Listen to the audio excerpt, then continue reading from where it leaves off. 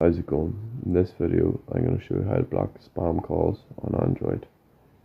So you want to come to the Play Store and download the Phone by Google, which is Google's official phone app.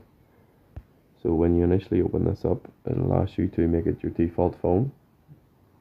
So you can just choose that. And then once you've got it installed and set as your default phone app, come to the three dots in the top right and then choose settings. From here, select caller ID and spam. Make sure that's turned on, and then come back, and then you want to go to blocked numbers, and then press block spam and scam calls. Open that up, and then enable the block spam. So it'll give you the option to only block high risk scam calls. You want to choose the top one, block all spam and scam calls. So that's how you do it.